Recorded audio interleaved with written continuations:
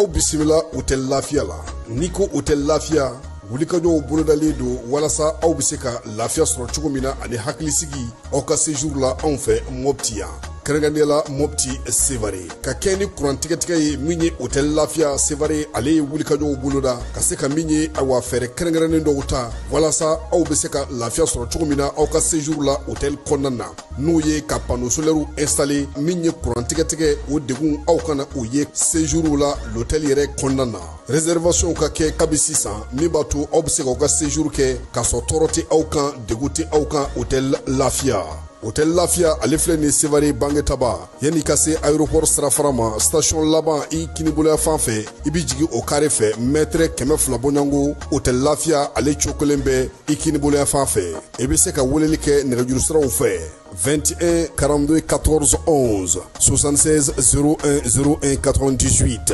66 78 72 04 Hôtel Lafiya référence do. An balimaw a y'a fɔ tare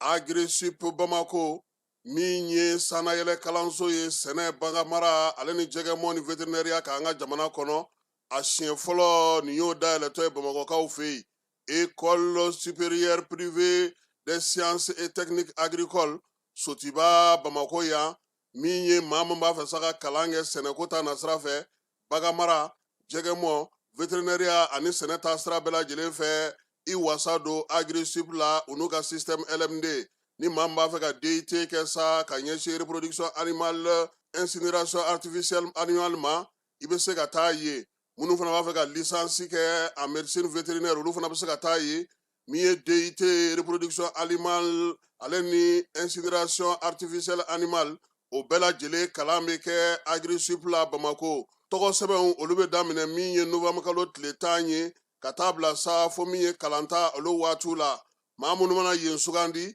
i kɔni b'a dɔn i bɛ wasa sɔrɔ sabula min ye baganmara jɛgɛmɔ ka taa se vétérinaire baaraw ma o bɛɛ lajɛlen bɛ kɛ yen tɔgɔ sɛbɛn siraw sa olu ni tɔgɔ sɛbɛn ko ni sɛbɛn fɛn fɛn bɛ k'a la i bɛ se ka weleli kɛ nɛgɛjuru sira la min ye 74 98 74 47 74 98 74 47 min ye Agri-Sup Bamako ye a bɛ Bamakokaw fɛ yan kɛrɛnkɛrɛnnenya la Sotiba Stade Malien ale ka ndolati kɛrɛ kɛrɛfɛ n'aw taara ye don o don k'aw bisimila ka ɲɛ Jules Jean B Kone vétérinaire do wa min ye kalanso in ye a tigi ye ale yɛrɛ ye a y'aw boli joona sabula min ye kalanyɔrɔ in ye a kalanso a hakɛw dɔnnen do yaasa aw ka se k'aw denw tɔgɔ sɛbɛn joona u ka kɛ an ma jigisigi ye.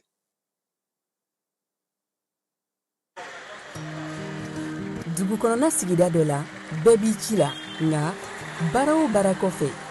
laɲini dɔ bɛ yen laɲini min bɛ kɔlɔsili walima bololabila ko fɔ Fatu filɛ nin ye a bɛ baara kɛ BTP de la a ye baara kura dɔ boloda k'a sɔrɔ a ma ko fɔ EDM mɔgɔw ye o nana ni mun ye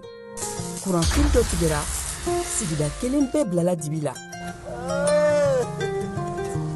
Fatu ta ye bololatigɛ dan ye wa a damaja mɔgɔ si la nin ye Mamadu ye taxi bolila don k'a to mobili bolila a ye kuran poto dɔ gosi k'a kari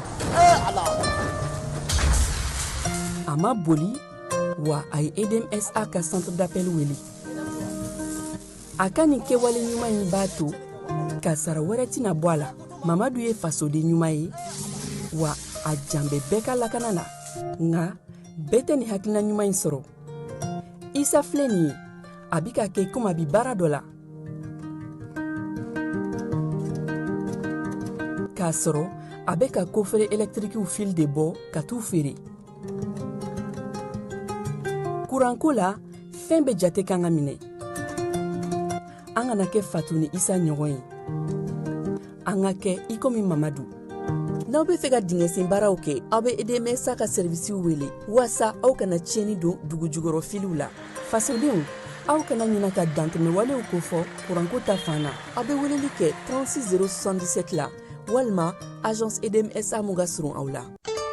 L'autorité de protection des données à caractère personnel poursuit sa mission d'information et d'accompagnement des usagers. Cette fois-ci, c'est au cœur du grand marché de Bamako que l'APDP mène une vaste campagne de sensibilisation. L'objectif est clair, informer, sensibiliser et accompagner les commerçants et les entrepreneurs s'y trouvant dans l'accomplissement de leurs formalités déclaratives devant l'APDP. Au-delà de l'accompagnement,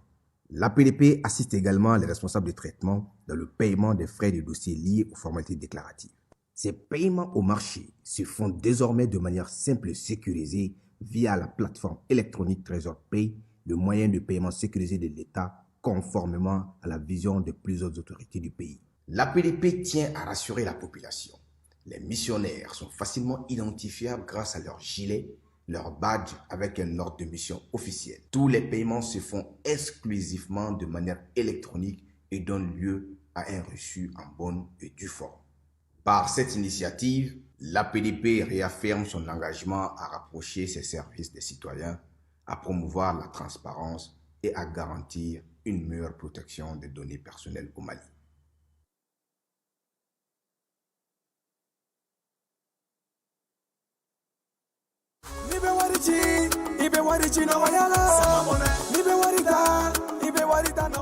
Sama mɔnɛ bi maliyɛnw jɔrɔna ko n'u hamina ko dɔn. O de la, sama mɔnɛ ma fɛn fara a ka wari cili musakaw kan. Wa, a ka nɔgɔn ni Mali wari ci siraw bɛɛ ye. A ma da aw ma dɛ, sama mɔnɛ bi dɔ fara aw de kunna wari kan. Ni wari bonisi ye. Awɔ, ni wari bonisi ye kɔni. Aw ka sanni kɛ ni sama mɔnɛ application ye. Aw bɛ wari sɔrɔ aw ka compte bonisi la. Ka daminɛ crédit la, abonnement télé, fo ka taa se courant ni ji sarali ma, aw bɛ bonisi sɔrɔ nin bɛɛ la. N'a ka bonisi buguna dɔrɔn, aw bɛ se k'a yɛlɛma aw ka sama mɔnɛ compte la ka sanni wɛrɛ kɛ n'a ye, walima ka taa wari jɛ bɔ an ka lasigiden dɔ fɛ yen. Aw ye mɔnɛ bɔ aw yɛrɛ la, a k'a chiflɛ sisan ni sama mɔnɛ application téléchargeli ye Play Store walima App Store kan ka sɔrɔ k'aw tɔgɔ sɛbɛn. Ni sama mɔnɛ ye, aw de kunna wari bɛ augmenter. Sama mɔnɛ, i yɛrɛ ta. Awɔ, i yɛrɛ ta ni i yɛrɛ ta ye.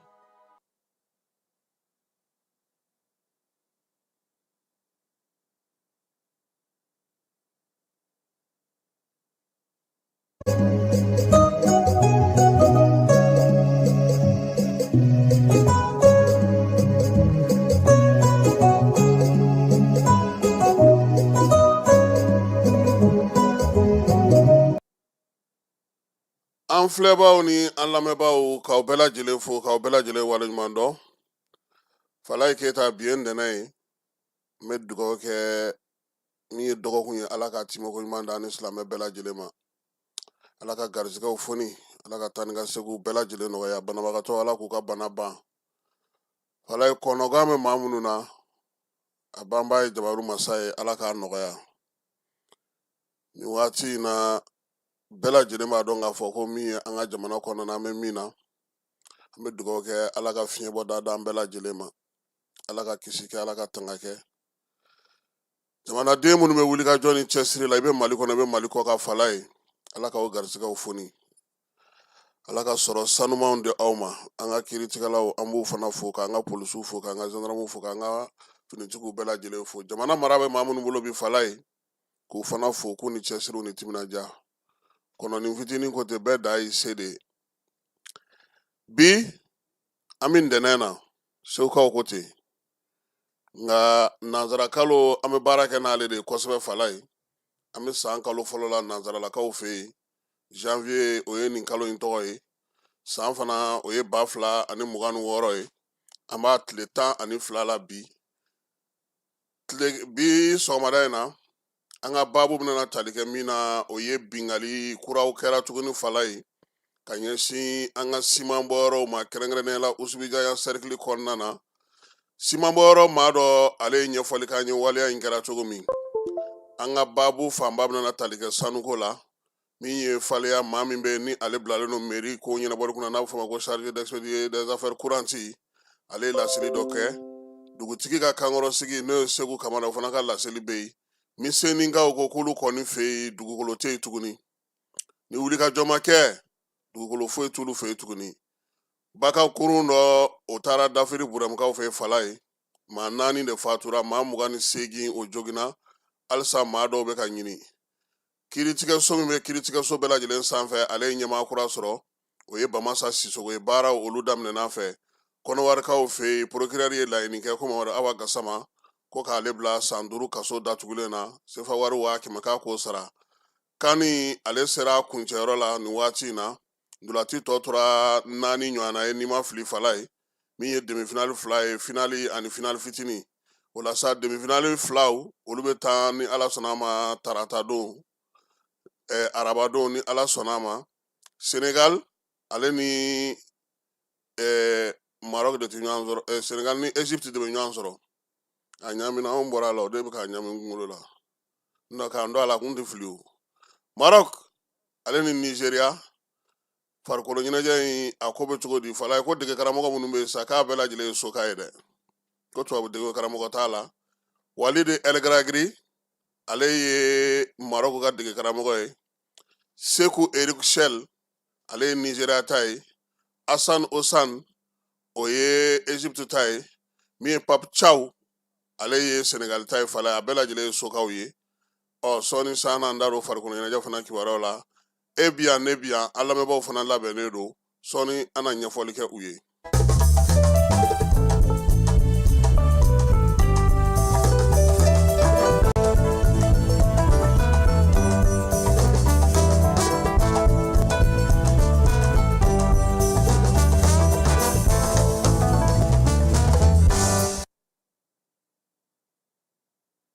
fala ye bi sɔgɔmada in na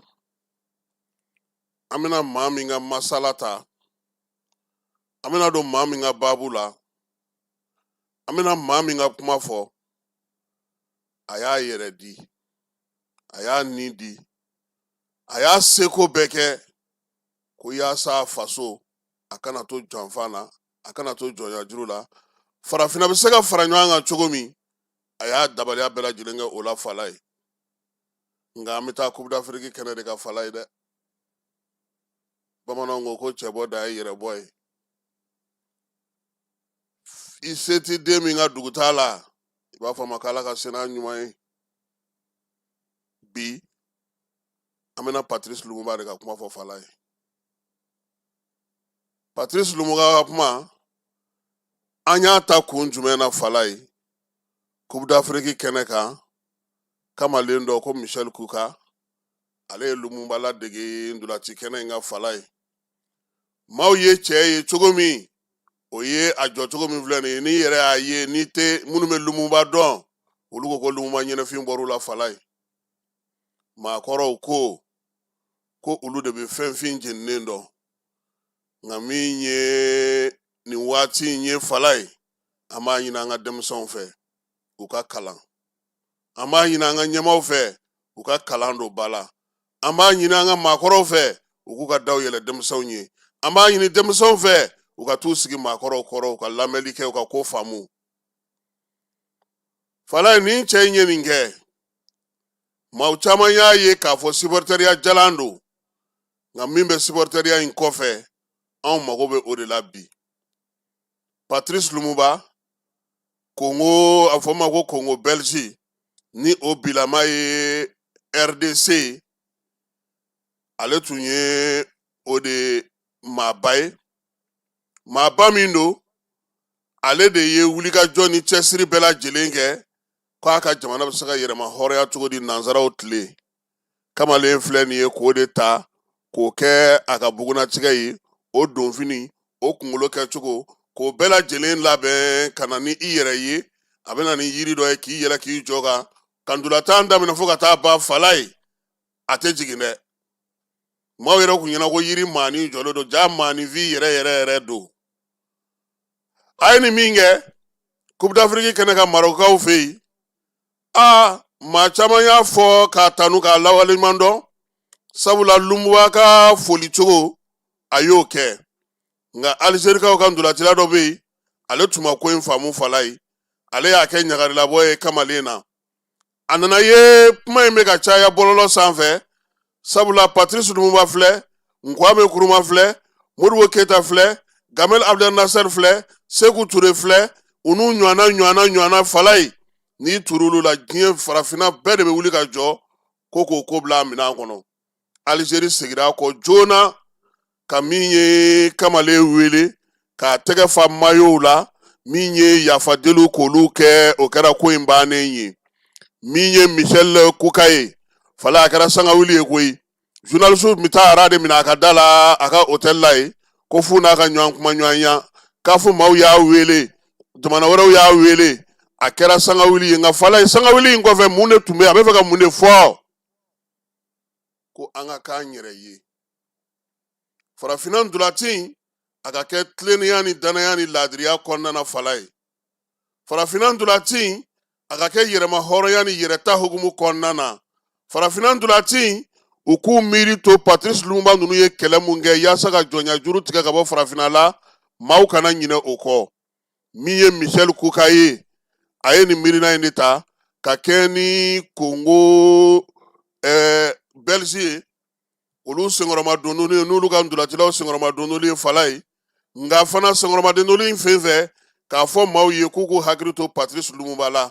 ale min kɛra Congo Belge a premier ministre fɔlɔ ye a kɛlen k'a ka yɛrɛma hɔrɔnya ta wa yɛrɛma hɔrɔnya bɛn kelenya farafinna bɛ se k'i bolo di ɲɔgɔn ma cogo min i n'a fɔ Kwame Nkrumah Ganakaw fɛ yen Modibo Keyita Mali kɔnɔna na yan Ahmed Sékou Touré Gamal Abdel Nasser olu n'u ɲɔgɔnnabaw ni Bourguibaw olu ye miiriya min ta ka se ka baara kɛ ko ka tɛ ka maaw k'u hakili to o la sabula min ye Lumumba ye ale ka kɛlɛ tun ye Katanga o tilalen kun don cogo min o bɛ se ka bɔ o ma cogo min na min ye marabaa jugu kana na se k'u sen don farafinna na ka farafinna tila a ka kuntilenna farafinna ka kelenya hukumu kɔnɔna fala ye hali n'o y'a sɔrɔ olu bɛ farafinna caman cɛ bolo fɛ o m'a to a kana min ye Modibo Keyita nɔfɛ kana min ye Kwame Nkrumah nɔfɛ olu tun b'a fɛ ka fédération min sigi n'a fɔra o ma ko Ghana Guinée Mali k'a sen bɛ don o la Patrice Lumumba kun t'a jɔ ko min ye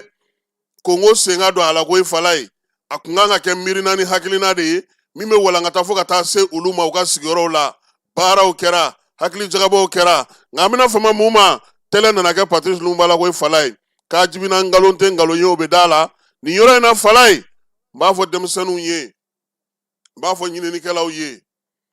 n'i ye Patrice Lumumba ka baabu ta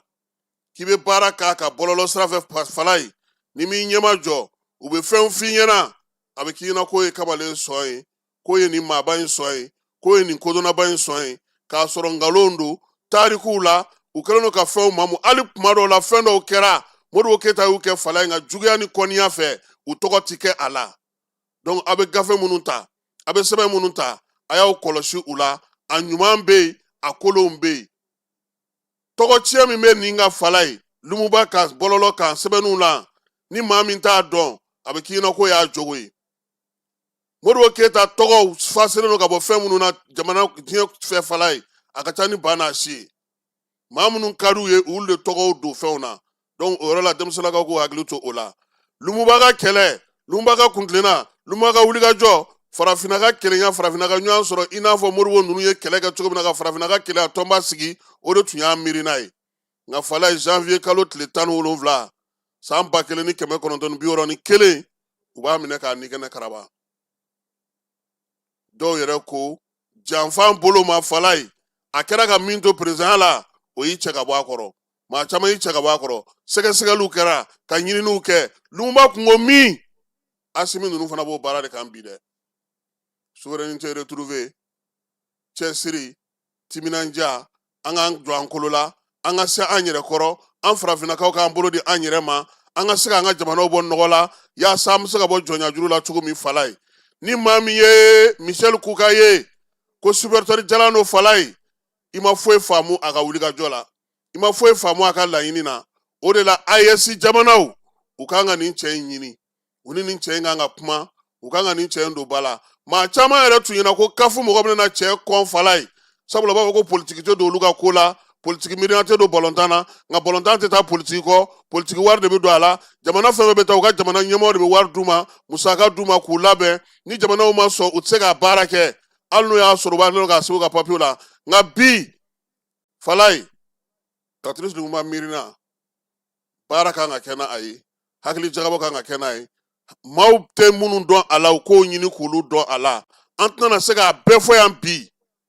parce que maa min don a ka tariku kɔnɔ ko ka ca janfan caman de kɛra a la laɲini caman de kɛra a ka jamana fɛ kɔsa in na dɔrɔn n ko nana n'a ɲin den kelen ka bɔ Belgique fala ye ɲin kelen c'est à dire fɛn fɛn tora a kɔ sisan o ye ɲin de ye Suin tara de k'a tigɛ ni ciseau ni lamu ni fɛnw ni besew ye k'a morceau k'a bila asidiji la k'a yelen k'a ban pewu sabula hakilina min tun b'a la kuntilenna min tun b'a la fɛɛrɛ min tun b'a bolo dɔnniya min tun b'a la a tun bɛ se ka fɛn minnu sigi sen kan o kama u bilara a kɔ k'a bɔ baara la pewu. Donc nin cɛba in farikolo ɲɛnajɛ kɛra sababu ye ka Lumuba k'ale la ɲɛnamaya k'a lana kɛnɛ kan k'a yira maaw la maa min mana a ye i n'a dɔn k'a fɔ ko maa min don i n'a ɲini k'a ɲɛdɔn sabula maa min don maa lankolon tɛ fala ye maa nin tɛ maaba don a y'i jeniyɔrɔ fin o de la Michel Kuka Kongoba cilen fala ye u y'a daturu la k'a da jaba la k'a ka to a ma sɔn dɛ a ko ale ta tɛ wariko ye koyi ale ta ye kuntilenna ko de ye ale ta ye miiriya ko de ye a sinsinnen don min kan o ye o de ye fala ye an ka jamanaw kɔnɔ farafinna jamanaw kɔnɔ min ye hali jamanabaw kɔnɔ maaw bɛ ɲinɛ fɛn minnu kɔ n'o b'u ka fanga tiɲɛ o ye ka maanin dɔw dungɔ ta k'o lawaleya olu ye ka ɲinɛ jama fanba kɔ nin ye fanga caman dafiri farafinna dɛ bamananw k'a ma ko hakɛ maa dɔw b'u bolo olu ni dungɔ olu sago o lawaleyali kama o la sinsinli kama o la tɔbɔtɔli kama ka se k'o sigi sen kan k'o kɛ olu maanin ye fanga kɔnɔna fala ye o de bɛ fanga caman dafiri o bɛ fanga caman bin wa maaw t'a jateminɛ ko min don dɛ o yɛrɛ de don donc mɔgɔw k'u hakili to o la Lumuba ye kangari dɔw da fana fala ye n'i bɛ fanga la fana i kana fɔ k'i tɛ bɛɛ lamɛn n'i bɛ fanga la fana i kana fɔ k'i kelen bɛ se fanga b'i la cogo o cogo fanga wɛrɛ ɲini ka fara i ka fanga kan fanga b'i la cogo o cogo fanga dɔw lamɛn fanga b'i la cogo o cogo dayɛlɛ maaw ye fanga b'i la cogo o cogo sɔn mɔgɔ dɔw ta ma olu ka fɛn dɔw f'i ma ko mun i tɔgɔ la i ka tɛmɛ ni o ye fala ye Patrice Lumuba a tɔgɔ de ye ko Elias Okite Asombo a wolola juillet kalo tile 2 san 1925 Unalakaw fɛ yen Congo Belgique kɔnɔna na a fatura janvier kalo tile 17 san 1961 Elisaville o kɔnɔna na Katangakaw fɛ yen politikimaa don ale de kɛra Congo Belgique n'an b'a fɔ ma bi République démocratique du Congo o président fɔlɔ ye premier ministre fɔlɔ ye k'a daminɛ san 1960 ka na se fo ka taa se a fatuli ma fala ye ale de tun bɛ nin baara in nka janfa ni ɲɛ ni fɛnw fɛ a sɛgɛnna kosɛbɛ sabula ani maa caman de karila ɲɔgɔn na ani maa caman de ɲɔgɔn sɛgɛn ani politigimɔgɔw yɛrɛ bɛnkɔnsɔngɔniya senkɔrɔmɔgɔya ka faso to yen ka janfanw siri ka tubabuw sago kɛ o de ye a sɛgɛn fo ka taa se a fatuli ma fala ye fala i b'a dɔn kabako ye min ye Lumuba fatulen i b'a dɔn maa min ye avion bila ka na a denw ta Egypte jamanakuntigi ale de ye a ka service de renseignement mɔgɔw bila u ka baara kɛ ka baara sigi sen kan ka min ye Egypte wolosɛbɛn Egypte passeport k'o dilan ka di Lumuba denw ni a fɔ ma ka na n'u ye Egypte wa olu fana lasegili ka taga Congo kɔnɔna fala ye u y'o ta k'o kɛ ɲɛnajɛ ye Patrice Lumuba fatuli o ye don min tɛ baara Congo kɔnɔna na donc bi balontan a y'a to farafinnadenw u ka farafinna ŋana dɔ dɔn farafinnadenw u ka belebele dɔ dɔn farafinnadenw u k'a dɔn k'a fɔ ko kɛlɛ minnu bɛ bi diɲɛ kɔnɔ a ma daminɛ bi dɛ a ma daminɛ bi dɔw y'a baara kɛ dɔw y'u yɛrɛ fɛn bɛɛ di ka jɛ fɛn bɛɛ kɔ Modibo Keyita bɛ fatu don min na faramali 5000 t'a ka kɔnti kɔnɔ fala ye jolibaw taw kɔnɔ bi an ɲɛnɛma joli b'a kɔnɔ bi an ka miiri an ka taasi an ka sɔn n'an ye min fɔ an da la fala ye an k'o kɛ wa n'an ye maa minnu bila baara la an k'u lakɔlɔsi an ka n'u t'u yɛrɛ ma n bɛ segin ka kuma kelen ka fala ye jamana zon ye maa kelen de ye ɲɛma ni ne ye yan télévision ta ka taa n'a ye so n t'a tɔ Ablaye bɛ taa ni min ye maa si t'o dɔn n'aw tɔw y'o mɛn aw fana bɛ tali kɛ ala k'an kisi a ma ala k'an taga ala ka jamana kisi nin tɛ kado ye fala ye nin ye hakililajigi ye nin ye miiritigi ye nin ye taasibila ye nin ye k'a fɔ anw sifinnakaw ye a wuli k'aw jɔ foyi tɛ maa ŋunanfa ni baara tɛ maa y'i nɛgɛn ka n'i yɛrɛ nɛgɛn maa m'i nɛgɛn ka n'i yɛrɛ nɛgɛn faw y'u ta kɛ baw y'u ta kɛ mɔkɛw y'u ta kɛ e bɛ ka kulo ni minnu ye fala ye u kun t'u sigi ka te min dɛ telefɔni portable 2 kun t'u bolo jakarta b'u bolo u kolen don ka jɛ don o don dɛ u tɛ sunɔgɔ fo 13h dɛ ka bɔ ka tilelafana dun hali t'a bɔ yɔrɔ dɔ olu t'o kɛ dɛ olu tun bɛ wuli k'u cɛsiri i ko katakatani bolilaw olu bɛ wuli k'u cɛsiri i ko minnu filɛ moto taxi kan olu bɛ wuli k'u cɛsiri i ko minnu taatɔ filɛ tunga la olu bɛ wuli k'u cɛsiri i ko minnu bɛ taxiw kɔnɔ olu bɛ wuli k'u cɛsiri i ko sotarama parantiw u bɛ wuli k'u cɛsiri i ko denmisɛnninw bɛ malitel da la fala ye olu m'a fɔ fa u m'a fɔ ba u m'a fɔ n ye karisa den n ye karisa se an bɔra karisa ka du kɔnɔ olu ɲɛsin baara de ma i fana k'i ɲɛsin baara ma o de bɛ se k'i bɔ nɔgɔ la nin ye bi sɔgɔmada in na taasibila ni miiri ye ka ɲɛsin Patrice Lumumba ale ma.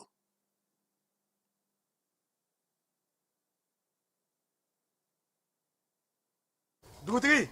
ni wari dafara e passe d'a kan ka sira di ne ma. Sunkalo e kunkolo a tɛ yen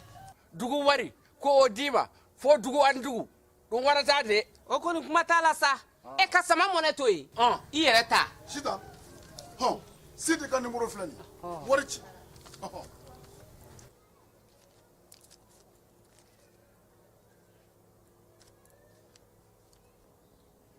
wari sera.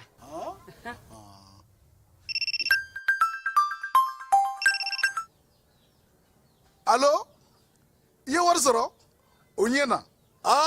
tiɲɛ yɛrɛ la ko ni sama bɛ maa min ɲɛ ko nkomi t'i gosi. ngonga sama mɔnɛ i yɛrɛ ta a sɔngɔ ka nɔgɔn ni mali wari ci sira bɛɛ ye depo ye fu ye wari bɛ ci fu ni application ye wa bɔsara ye musaka fitinin ye sama mɔnɛ ji ni kuran bɛ sara n'a ye krediw bɛ ta n'a ye sanni feere bɛ kɛ n'a ye sama mɔnɛ nin y'anw maliyɛnw ta ye a y'a si filɛ ka nkalon bɔnda.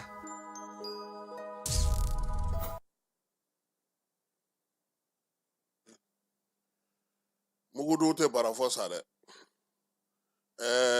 kunu usubi janɲakaw y'an wele k'olu ka siman dilanyɔrɔ usine minnu b'olu ka marabolo la ni Kayi région kɔnɔna don juillet kalo tile fɔlɔ ta tɛmɛnen san 2025 ko bin taara k'u ka tuguni usine minnu yɛrɛ mɔgɔw n'u ka baarakɛlaw bɛ mankan na tɛlɛ kun karilen don ɲɔgɔn na an b'a gɛn wa an t'an gɛn ne ni nin dara kɛ ye fala ye o tɛna na ni jɔrɔna kura ye nka dɔ bɛ yen ale bɛ baara kɛ usine dɔ kɔnɔ an k'ale lamɛn waleya min kɛra kunungo u ka yɔrɔ la. jatigɛ wale mɔgɔ ninnu tun bɔra yen k'i kun da ciment dilan usine min bɛ Diamond Cement kan sɔgɔmada in na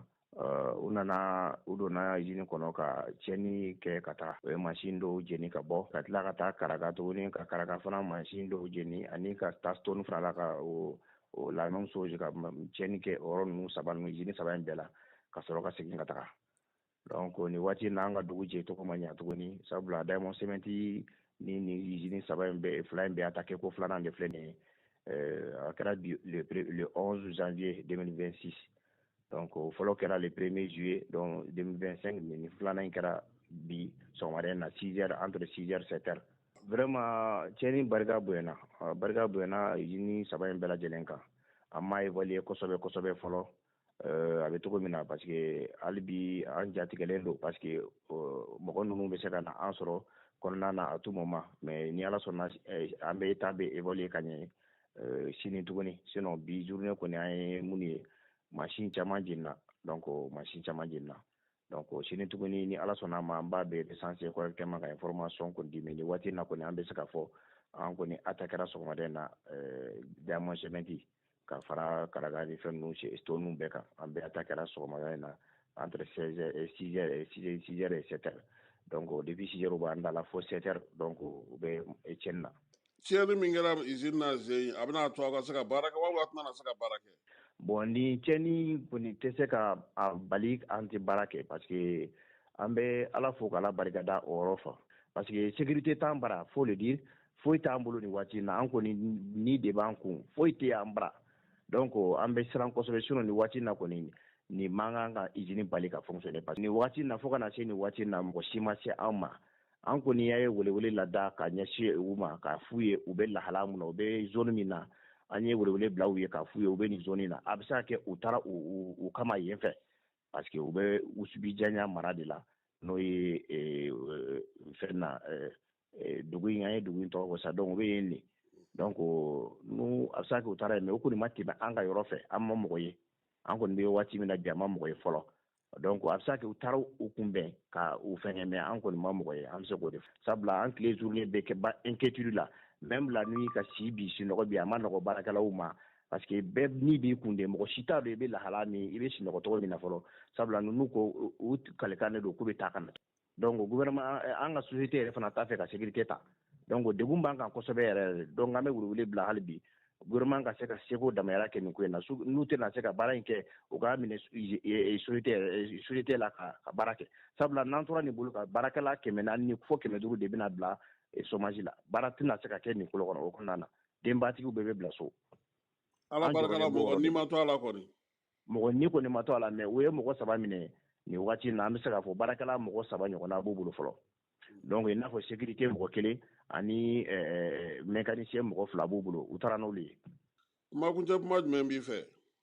an bɛ kɔni bɛ kumakuncɛ kuma bɛ n bolo an b'an ka dusumakasa de yira autoritéw la ka ɲini wele ka ɲini dɛmɛ ɲini bolo u ka an dɛmɛ ala kira kama u k'an dɛmɛ u ka wuli ka na sécurité ko in fanfɛla la u ka se ka kuma société Diamond Cement responsable fɛ wajibi de sécurité tali ye wajibi de don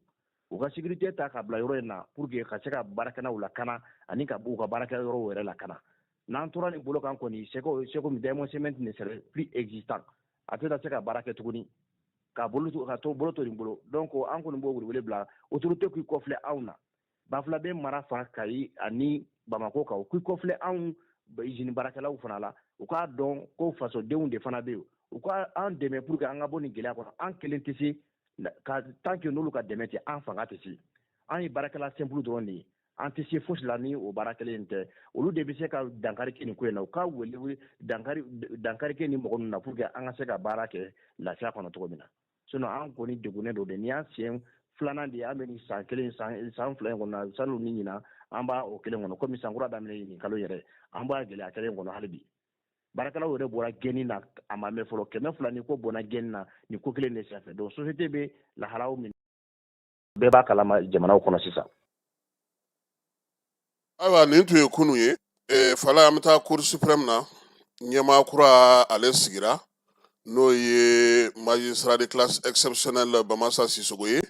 baara kɔni o daminɛna fɛ ka ban a bilara maa min nɔ na sa o ye docteur Fatɔgɔma Tera ye o fana tɛ ko fɔ maa ye kiiribulon kɔnɔna na an ka jamana kɔnɔ min ye baara min kɛra o fɛ nin san laban na dungo juguya ni yuruguyurugu kɛli la Asimi yɛrɛ y'a fɔ ka tanu ka jɔnjɔn ta ka d'a ma sabula min ye Fatɔgɔma Tera ye a n'a baara ɲɔgɔnw fala u y'u jɔ u jɔyɔrɔ la kosɛbɛ laɲini ni laɲiniba minnu tun bɛ yen cour suprême kɔnɔna ka se ka baara kɛ tilennenya ni laadiriya la u y'o baara kɛ maa min fana bilalen filɛ la nɔ na nin ye fala ye o y'a yɛrɛ ɲɔgɔnko ye sabula tribunal yɛrɛ kɔnɔna na ni kiiritigɛlaw ka gun ka bi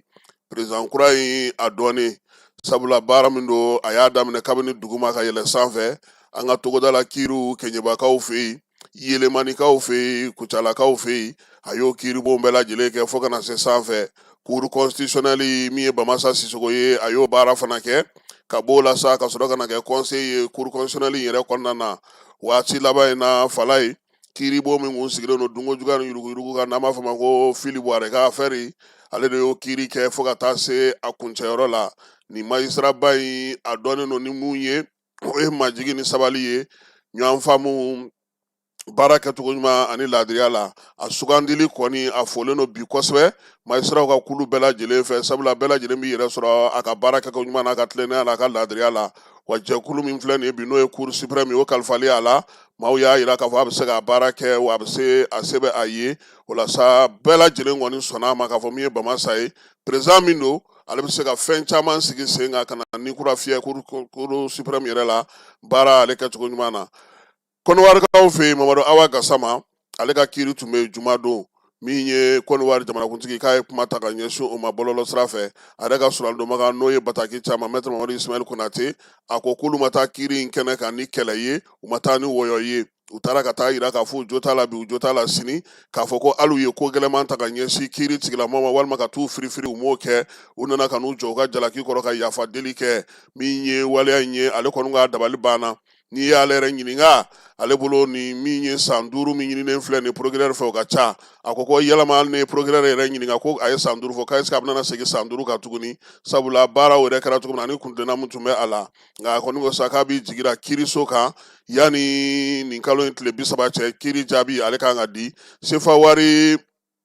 100,000 o kan ka sara san 5 kaso datugulen procureur min bɛ Abidjan ale o de ɲini Mamadu Awa Gasama ka baaraw olu hukumu kɔnɔna na Faleya an bɛ taa Faleyakaw fɛ yen kɛrɛnkɛrɛnnenya la Faleya bɛɛ lajɛlen b'a dɔn k'a fɔ bi kuma cayalen don yen kosɛbɛ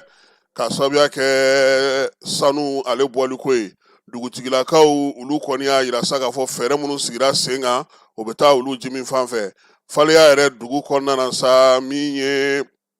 dugu min bɛ ni o ye Sawula yɛrɛ dugu commune dugu 21 Fala ye Mangala bɛ dugu o dugutigi ka conseil n'o ye Segu Kamara ye ale ye laseli dɔ k'an ye an ka jɛ ka o lamɛn. Ne tɔgɔ Segu Kamara ne ye Mangala bɛ conseil ye ka conseil dɔ dun min nara ni furugu nin ye n bɛ dɔɔni kalama la an bɛ se ka an da don wala dɔɔni furugu ko nin ye sanuko baara bɛ yen bi ko tɛ an wolola o de la ka mɔ o de la mais i y'a dɔn fɛn bɛɛ ye yɛlɛma dɛ mais i delila min na ni a fɔra ko sariya bɛ yen k'i ka sariya batu ni a gɛlɛyara i bolo sariya batu la i bɛ bɔ ni sira caman ye n'i bɛ se ka sariya lagosi ni o tɛ an fan fɛ yen ne bolo n b'a fɔ gɛlɛya min bɛ furugu ko nin na o bɛ sɔrɔda ko kuma dɔrɔn comme que ba mairie ye décision ta décision min bɛ se ka an bɛɛ mun nafa cogoya dɔ la n'a fɔra ko dugukolo firi ka dabila o ye an bɛɛ la sini ɲɛsigi de mais faamuyali bolo kan ni i ma faamuya a bɛ gɛlɛya i bolo sinon fɛn nɔgɔman b'a dun ne kɔni hakilina ye min ye o de bɛ ayiwa aw dugutigilakaw jɔyɔrɔ yɛrɛ tun ye jumɛn ye nin ko in na an dugutigilankaw wa an dugutigilankaw jɔyɔrɔ ye min ye ne kɔni hakilina an kan ka mairie le dɛmɛ a ye sariya min nasigi an ka o sinsin bɛɛ k'a kɛ ni hakili ye bi ta an fara sini tɛ an fara an bɛɛ de kelen ye mais sariya de b'an bɛɛ sanfɛ o de kɔni bɛ ne hakili la dugutigi fara jeunesse bɛɛ ka sariya batu décision min taara an ka o la batu k'a kɛ ni hakilina ye parce que ne kɔni bɔra min kalama ni décision min bɔra a fɔra de ko yɔrɔ kana firi n'an ye yɔrɔ min ye a kɛra an ta kalama an ka ɲininkali kɛ fɔ an ka faamuya jɔn nara n'o ye ou bien o bɛ baara la cogoya jumɛn de la yen na bon kɔni hakilina ye o de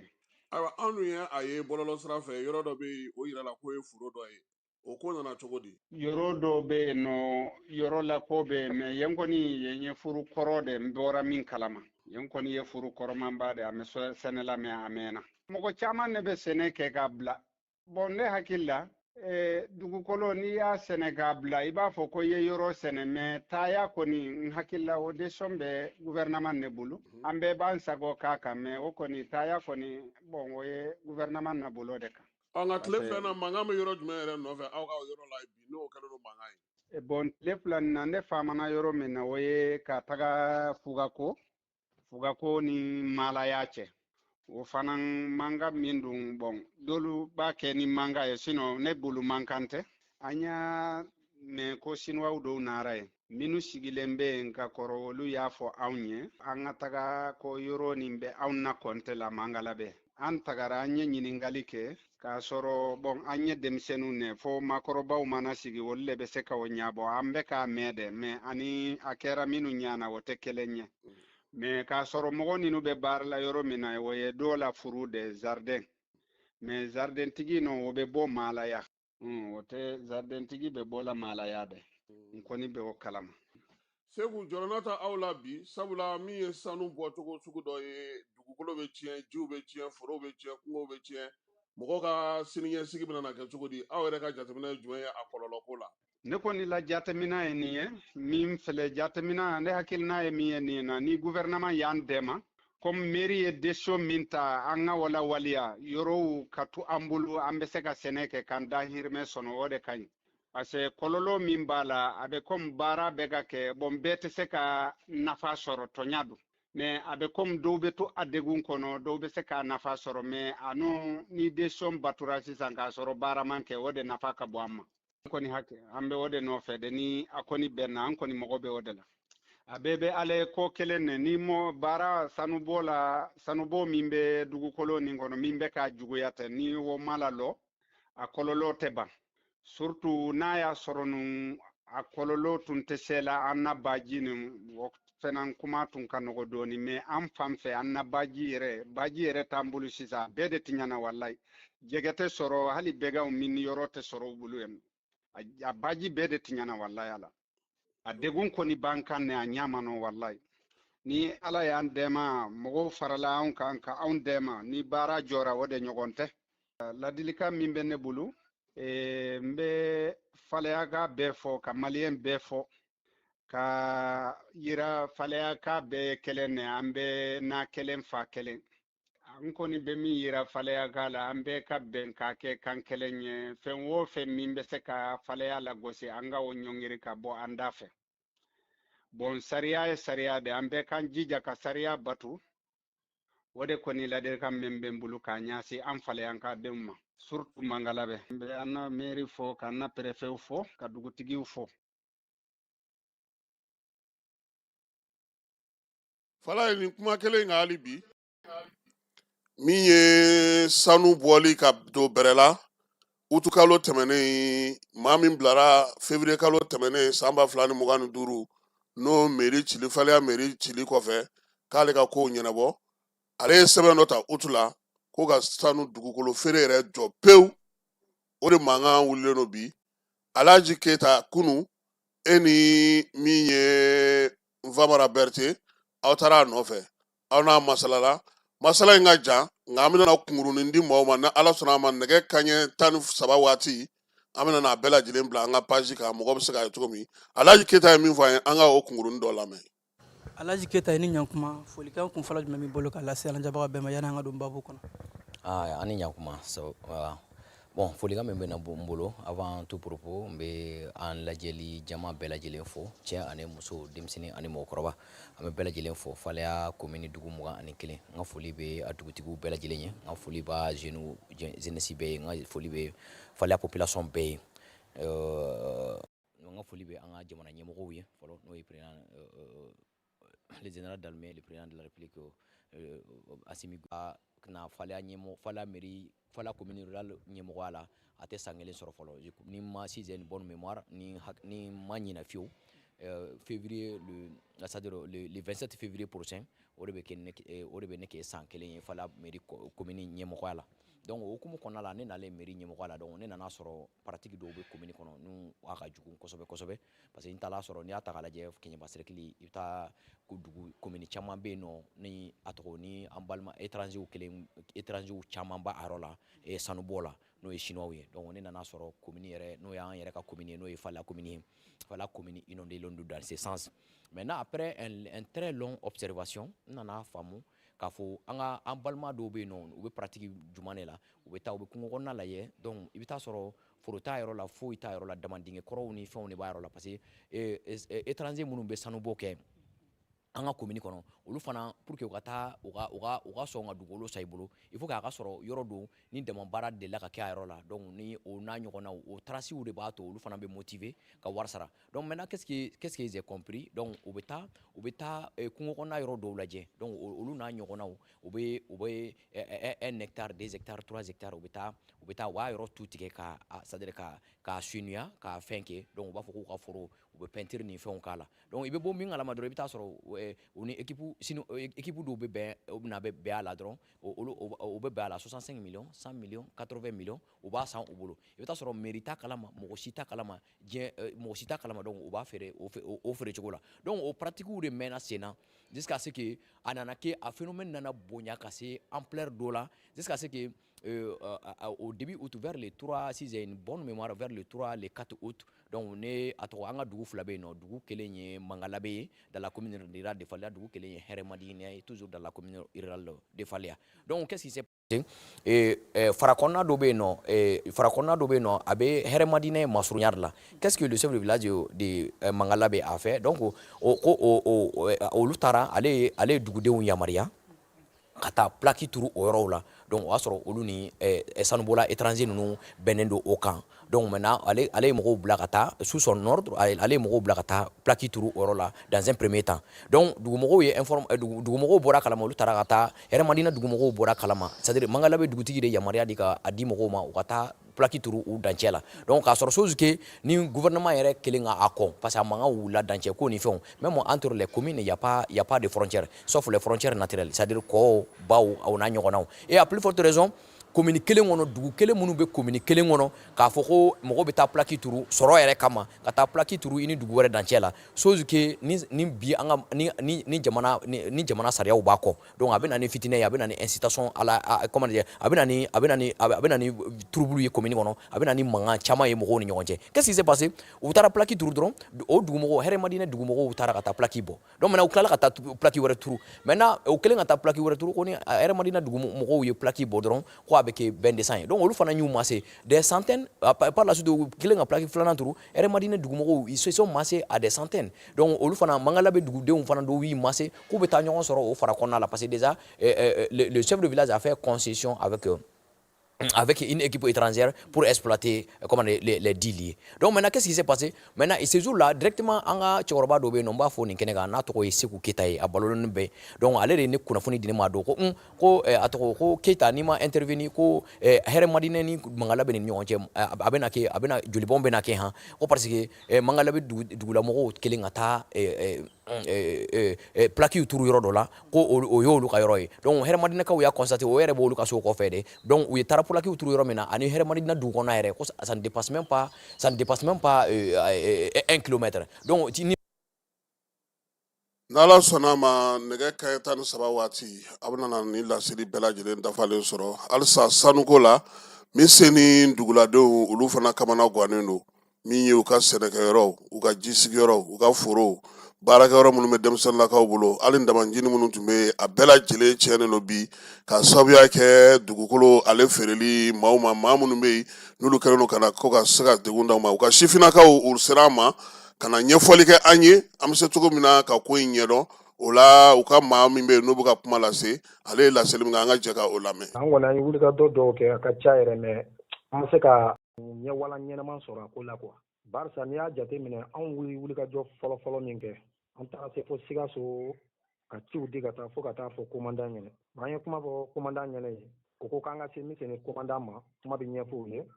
ka sɔrɔ ka na se Kajolo commandant ma ka sɔrɔ ka se olu ma. Bon anw y'a jateminɛ n'an ko an b'a kɛ ten anw hakili bɛ laɲini min na a tɛ sabati. Barisa n'i y'a jateminɛ misɛnni marabolo nin ka daminɛ Masɔgɔ o ye kelen, Masɔgɔ kurani ale ni Biya, Sindi, Jasa, Badalabugu, Fala, Dɔngɛrɛla fo ka taa bila Dajan na Galamakuru o ye damafiyɛ 10 bannen ye. Kasimu n'a ye ɲɛ da ni hectare hakɛya kan a ka bɔ hakili ma dɛ. Hectare hakɛya min jenina ninnu bolo k'a jiri bɛɛ fa k'a bɛɛ kɛ dingɛ kolen ka bila a balo yɔrɔ kɔni tɛ anw na sini kuma tɛ sinikɛnɛ ma. Barisa n'an y'a jateminɛ jamana ɲɛmɔgɔ bɛ ka wulikajɔ fɛn fɛn bɛ kɛ a bɛɛ bɛ ka kɛ dugukolo latangali n'a kisili de kama. Anw kan ka kɛ maa ye fana k'olu dɛmɛ mais anw ka dɛmɛ a tɛ ka san sɔrɔ dɛ, a tɛ ka ye dɛ, walayi a tɛ ka ye. An kɔni bɛ laseli kɛ k'a d'aw ma k'a ɲɛfɔ jamana ɲɛmɔgɔ ka wuli u k'an dɛmɛ nin waati in na. Awa yanni ninnu ka na o i ye yɔrɔ ta min fɔ nin ye o baara jumɛn ni baara jumɛn tun bɛ kɛ yen n'o olu tiɲɛna bi n'a kɔlɔlɔ bɛ ka boli aw yɛrɛ denmisɛnninlakaw kan?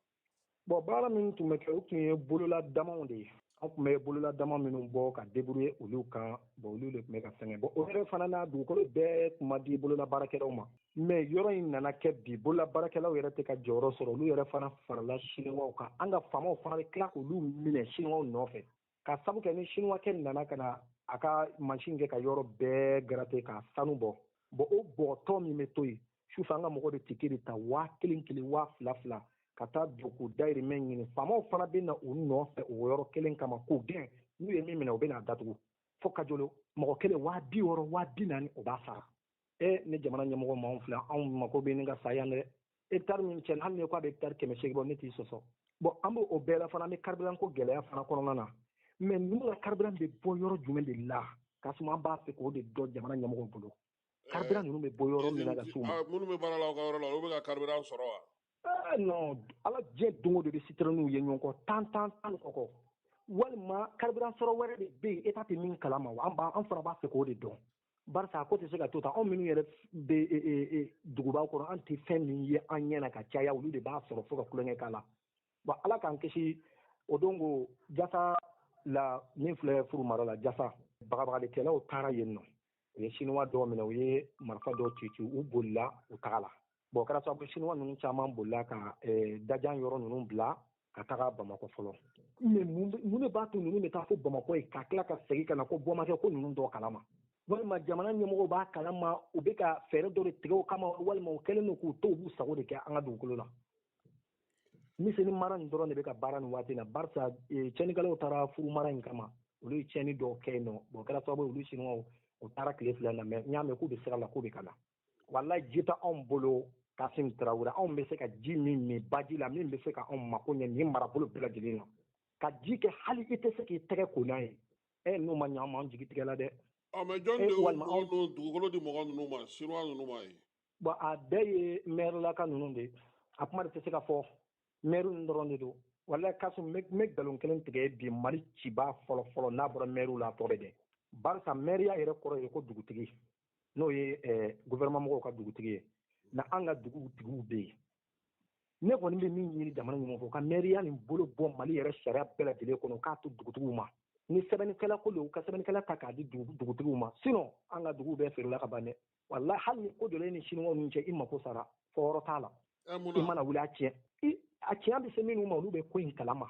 bon ni ser'u fana ma k'i bɛ dɛmɛ ɲini e yɛrɛ b'a a bɛ k'e kun na k'i bɛ jan tunga de kɔnɔ wari ɲini na quoi i tɛ joni ɲɛ foyi ye i ka kuma na waati caman i b'a mɛn chinois ye kisɛ ci dɔ la hali masɔgɔta min kɛra kɔsala fɛ ko chinois ye kisɛ ci dɔ la a kuma taara ni yɔrɔ si fu taara n'a tigi ye i y'a ye bon an bɛ nin hukumu ni gɛlɛya de kɔnɔna na an kɔni bɛ min ɲɛfɔ jamana ɲɛmɔgɔw ye k'a kɛ Alahu Taala kama u ka maa wuli ka na yɔrɔ ninnu lajɛ Kassim sinon balocogo t'anw na dɛ barisa n'i y'a mɛn jamana e bɛ dugukolo lakana e bɛ mɔgɔ jugu gɛn a bɛɛ kun ye dugukolo nɔfɛ ko ye mais e bɛ mɔgɔ jugu gɛnna e ka baara nɔ t'i ye o bɛ ka dugukolo halaki anw fɛ yan nɔ bi n'a yɛrɛ masɔgɔ n'a masɔgɔ dugukolo bann'o bolo mɔgɔw sigilen don a mana bugu minnu kɔnɔna na dɛ u bɛna laban de bi k'u bɛna o yɔrɔ ninnu di adamadenw ma Kassim n'a ma lajɛ ni ɲɛmɔgɔ ma lajɛ anw kɔni anw mako sara yan dɛ walima anw tɛ maliyɛnw ye wa an b'a fɛ ka ɲɛmɔgɔ yɛrɛ ɲininka o la walima fɛɛrɛ jumɛn de bɛ yen n'o bɛ ta n'an kumakan bɛ se ka se ɲɛmɔgɔw ma sinon an kumakan banna dɛ.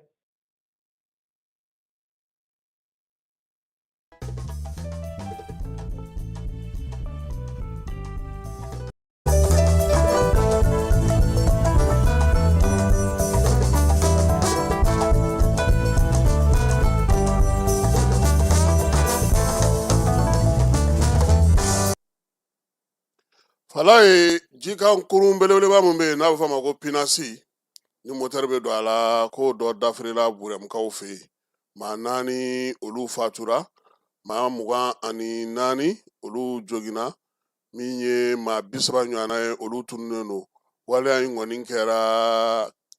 alamisa ka dugujɛ juma na min ye kurun in yɛrɛ a kɔni tun bɛ ka bɔ burɛmu ale sugu de la k'i kunda Soni Sidi Amar kan tɔnkakaw olu fɛ yen yaasa ka taa dɔgɔdenw bila ɲininiw kɔni tun bɛ senna kunun ni kunnasini ko k'a lajɛ maa minnu tun na olu ka ko bɛ cogo di kɔkan kibaruyaw la burukinakaw ka furancɛla wasabulon maaw olu y'a yira sa k'a fɔ ko don minnu bɛ yen n'olu bɛ bila ni baara tɛ kɛ olu la o bɔra 15 la ka kɛ 11 Burukina kɔnɔna na u y'a yira sa ko bɛna to sefa wari miliyari 16 buruburu 88 o bɛna o du ka sɔrɔ kɔnɔna na min ye donba minnu bɛ yen n'olu kan ka ɲɛnamaya n'olu kan ka labila ni baara tɛ k'o la mais kalo tile 15 y'o fara o kan n'o ye laadalatigiw ka don ye ale n'u yɛrɛ ka danbe an'u ka u ka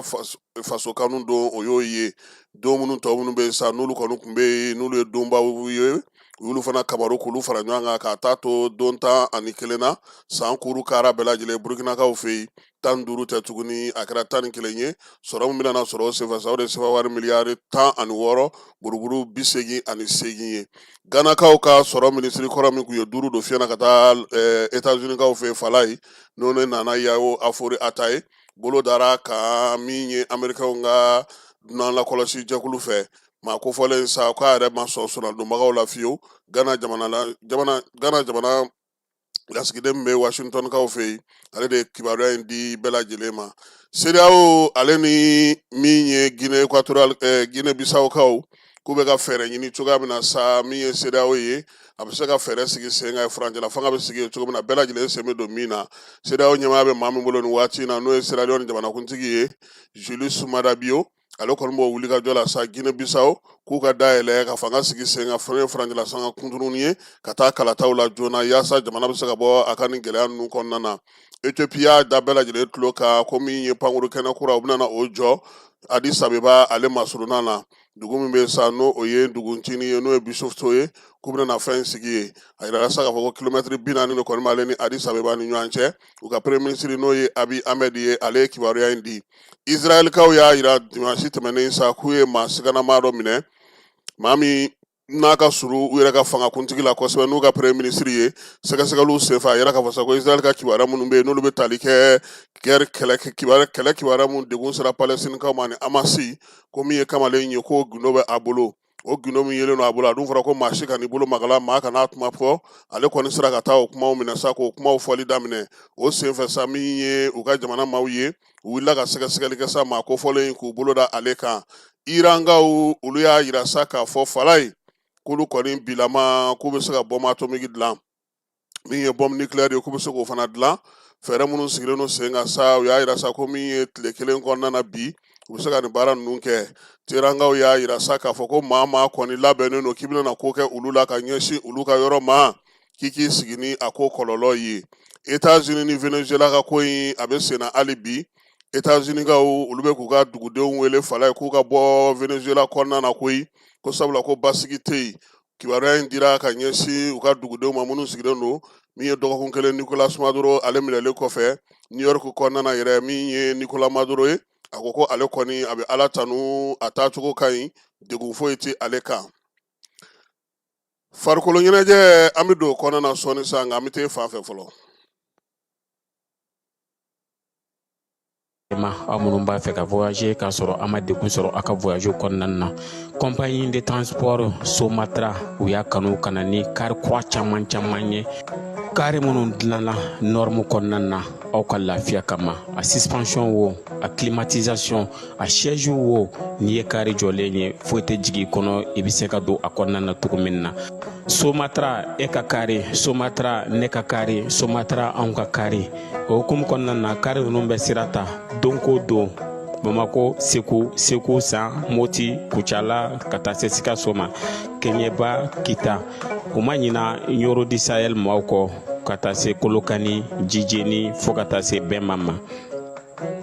Somatra fiɲɛ foroko Somatra ka wuli hɛrɛ la ka se hɛrɛ la ayiwa farikolo ɲɛnajɛ ale kuma faama bɛ tali kɛ bi sɔgɔmada in na Coupe d'Afrique la fala ye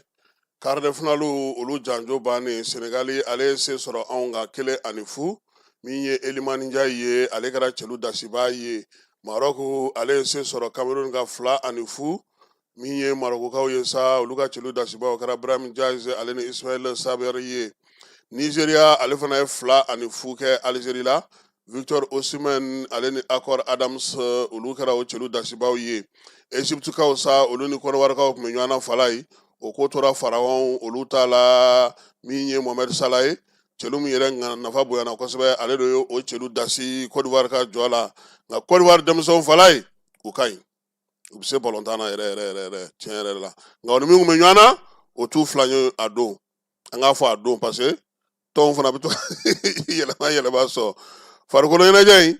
n'i ye a ta k'a jateminɛ quart de finale na fala ye i b'a ye sa k'a fɔ Coupe d'Afrique yɛrɛ daminɛ ni sisan cɛ sa carton mun dira a bɛ se 185 ma depuis a daminɛ min ye maa minnu kɔni ye carton caman taara ndolantan min na kosɛbɛ o ye Mali ni Senegali ye kɛrɛnkɛrɛnnenya la sabula yen kɔni e ko a ko ma juguya kosɛbɛ wa mais n'i ye carton rouge yɛrɛ bɛɛ lajɛlen lajɛ tulon daminɛ ni sisan cɛ 7 o de dira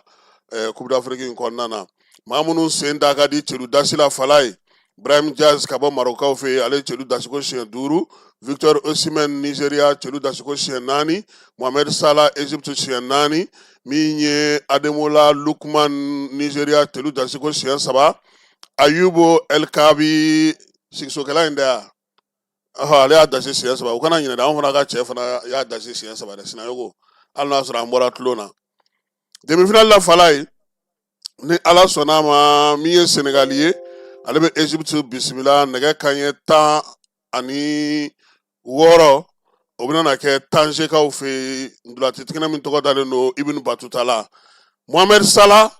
contre Sadio Mane ninnu fila bɛɛ lajɛlen tun bɛ tɔn kelen na nanzaraw fɛ yen Anglais fɛ yen fala ye. Salah bɔra ye de Mane bɔra ye de ka taga Bayern na ka sɔrɔ ka ci yɛrɛ sɔrɔ arabu jamana kɔnɔna na. Ni Ala sɔnna a ma ndolanci maa caman y'a jira k'a fɔ ko min ye Senegal ye ale ni Egypte ka ndolanci k'a jijalen don. Senegal kɔni y'u bati ka kupu ta fala ye maaw hakili bɛ o la. O mana tɛmɛ ka bɔ yen sa nɛgɛ kanɲɛ 19 waati kataba 4 solasigi 6 Maroc Nigeria fala ye a bɛ kɛ Stade Moulay Abdallah kɔnɔna na arabakaw fɛ finale yɛrɛ kan ka dasi yɔrɔ min ye hakililajigi ye. Senegal ale ni Egypte olu tun ye ɲɔgɔn sɔrɔ jɔnjɔn kɛnɛ kan san 2021 a ko tora Senegal ta la koyi. Sadio Mane ale yɛrɛ de ye penalty laban don ka kupu ta ka di Senegal ma o lolo kelen bɛ Senegal ka fini o tɛ de an ka lolo b'anw da ka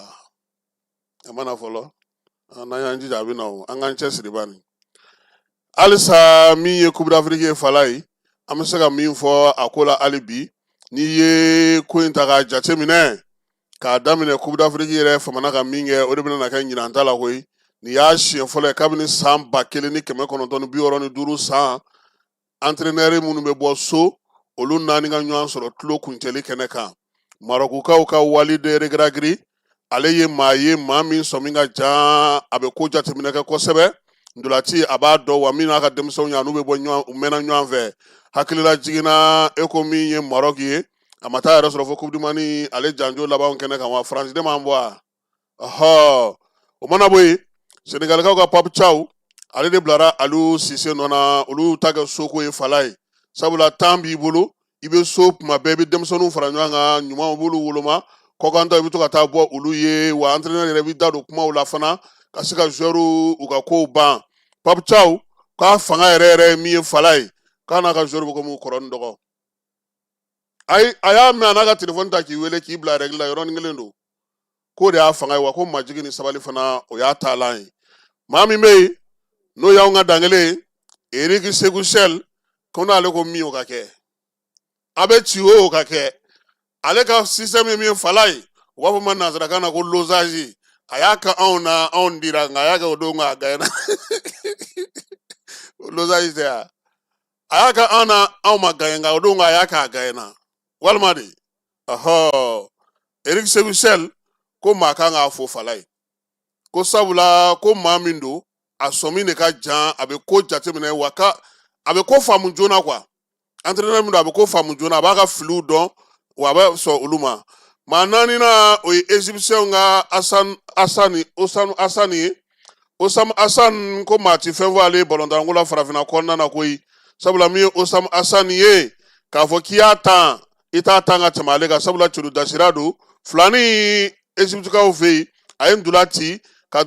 ale ye Coupe d'Afrique ta o fala ye awɔ Osam Hassan Coupe d'Afrique min kɛra Burkinakaw fɛ yen n'ale y'o ta Burkina ma 4 ni fukɛ Congo la ka taa kɛ tulonkɛ ye Congo y'o bɔ k'o kɛ 4 Osam Hassan fala ye maa minnu y'a ye ndolanci la e k'u ɲininka bani a ni ka gɛlɛ wa a ti sɛgɛn tan ni tɛ foyi k'a la défenseur n'i y'ale ta i yɛrɛ bɛ i yɛrɛ tan bi ale de ye Egypte entraîneur ye ko nin y'a siɲɛ fɔlɔ ye kabini san 1965 farafinna yɛrɛ ka denw olu ka ye jɔnjɔn laban kɛnɛ ka fala ye a 4 bɛɛ a bɛɛ lajɛlen bɛ farafinna kɔnɔna na wa k'u ka fanga ye min ye u bɛ baara de kɛ so dege karamɔgɔ minnu don u tɛ taa yaala diɲɛ fɛ u tɛ taa yɔrɔ la u sigilen don u bɛ baara kɛ yaasa o tɔn a bɛ se ka sinsin cogo min o ye u ka garisɛgɛw ye sisan sa min ye demi-finale fala ye ayiwa k'an k'a bila an kunna k'a fɔ ko min ye se bɛɛ bɛ se ka se nin waati in de la ko sabula min ye dege karamɔgɔw ye u bɛ ɲɔgɔn dɔn cogo min o de la san 2021 Aliou Cissé ale ni san 2023 ni Emerse Faye n'olu ye Coupe d'Afrique ta u fana fɔra maaw kɔ hanfala ye Yo Martial ka bɔ Côte d'Ivoire 92 ale fana ye Coupe d'Afrique ta donc entraîneur farafinakaw kan k'u wasa don u ka dudenw de la fala ye k'a nafa fɔlɔ ye mun ye a tigi bɛ se ka baara kɛ nka anw da problème ye min ye n'anw y'i sigi an bɛ sigi k'an f'i ye wa an bɛ tila k'i kɛ marionnette de k'i bila baara la i tɛ se ka min kɛ fala i b'a dɔn a bɛ fɔ min ma tubabukan na ko personnalité o de ka dɔgɔ anw fɛ yan c'est à dire k'a fɔ ko n'i ye karisa ta ko maliyɛn don k'a bɛ se ni Mariketa yɛrɛ bɔra a la est ce que a ɲɔgɔnna yɛrɛ bɛ sɔrɔ parce que Mariketa ale tun ma nɔgɔn dɛ donc bi ko Mali mago bɛ o entraîneur de la nin bɛ dan sigi sɔgɔmada in na kibaruyaw la kibaruya minnu dira ani ne yɛrɛ fɛ n'Ala sɔnna a ma an na ɲɔgɔn sɔrɔ waati wɛrɛ kibaruya wɛrɛ minnu mana kɛ kɛnɛ kan k'olu da o tulo kan k'a bila aw hakili la dɔrɔn k'a fɔ nɛgɛ kanɲɛ 13 waati Faleya mairie nɔrɔbila n'o ye chargé d'affaires expédié ye ale n'o ye Alaji Keyita ye e ni Famara taara ka taa baro kɛ ale fɛ o baro bɛ tigɛ an ka kunnafoni siraw olu fɛ a k'an bɛn waati wɛrɛ an ka ɲɔgɔn dɛmɛ ka binkɛnikɛlaw ni maafalaw ni walijugu tigilamaw kɛlɛ a y'anw dɛmɛ an k'aw dɛmɛ ka binkɛnikɛlaw ni maafalaw ni walijugu tigilamaw kɛlɛ n'a ye kunnafoni sɔrɔ binkɛnikɛlaw ni maafalaw ni walijugu tigilamaw kan a ye nɛgɛjuru ci dɛmɛso la nɛgɛjuru sira fɛ wari tɛ sara min na 80 00 11 20 walima 80 00 11 22 walima 98 17 36 75 ngo 98 17 36 45